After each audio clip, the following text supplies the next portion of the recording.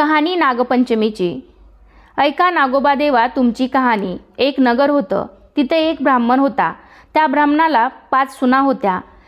चातुर्मासात श्रावण मास आला। नागपंचमीचा दिवस आहे। कोणी आपल्या आजोळी, कोणी पंजोळी, कोणी माहेरी, अशा सर्व सुना निघून गेल्या।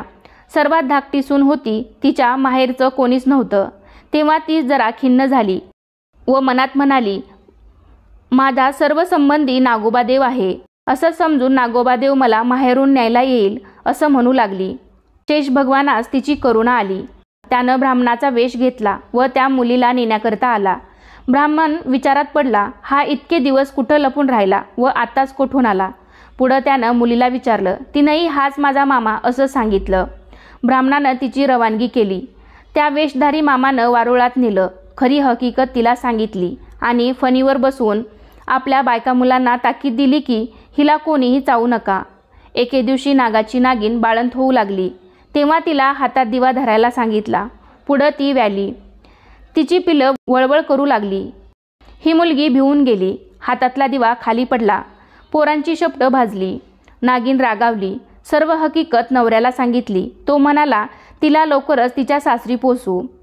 पुढं ती आनंदानं वागू लागली।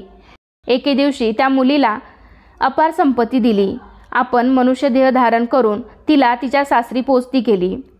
नागांची पोरं मोठी झाली। आपल्या आईपाशी चौकशी करू लागली, आमची शपथ कशानं तुटली। तिनं त्या मुलीची गोष्ट सांगितली। त्यांना फार राग आला। हिचा सूड घ्यावा म्हणून ते तिच्याकडे गेली। पण त्या मुलीने पाटावर व भिंतीवर नागाची चित्र काढली, त्यांची पूजा केली। जवळ नागासाठी लाह्या, दूध वगैरे ठेवलं। उकडीचा नैवेद्य दाखवला। हा सर्व प्रकार नागाची पिल्लं पाहत होती। सरतेशेवटी तिनं देवाची प्रार्थना केली, जय नागोबा देवा, जिथं माझे भाऊ लांडोबा पुंडोबा असतील तिथं खुशाल असोत, असं म्हणून नमस्कार केला। इकडे नागाच्या पिल्लांनी हा सर्व प्रकार पाहून मनातील सर्व राग घालवला। मनात हिच्याविषयी दया आली। पुढं त्या दिवशी तिथं वस्ती केली। दूध पाणी ठेवलं। त्यात पहाटेस एक नवरात्रांचा हार ठेवून निघून गेली। दुसऱ्या दिवशी हार उचलून गळ्यात घातला तर जसा तिला नागोबा प्रसन्न झाला तसा तुम्हा आम्हांना हो ही 7 उत्तराची कहाणी 5 उत्तरी सुफळ संपूर्ण।